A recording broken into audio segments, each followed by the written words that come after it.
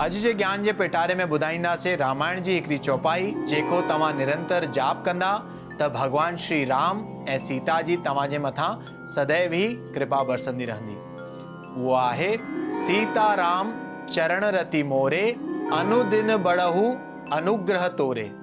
त जड़ी भी तव्हां पंहिंजी पूजा ते वेहो, इहा चौपाई निरंतर जाप कंदा अचो ऐं चवंदा अचो।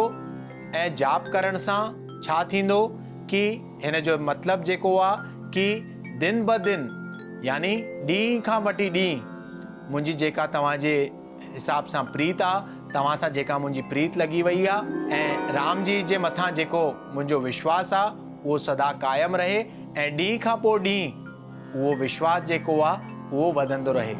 ऐं इहो बि अनुवाद थी थो सघे कि जेको बि प्रभु श्री राम मुंहिंजे ज़िंदगीअ में लिखियो वेठो आहे या लिखियल आहे उनखे मां पंहिंजो कल्याण थो सम्झां, हुन में ई मां पंहिंजो हित थो सम्झां, इहो मां प्रभु श्री राम जे मथां छॾियां थो। ऐं इहा चौपाई बार बार रटण सां या पंहिंजे पूजा माल चवण सां भगवान श्री राम जी कृपा ऐं सीता माता जी कृपा तव्हां जे मथां ऐं तव्हां जे परिवार जे मथां सदा ही क़ाइमु रहंदी। उहा चौपाई आहे सीता राम चरण रति मोरे अनुदिन बड़हु अनुग्रह तोरे।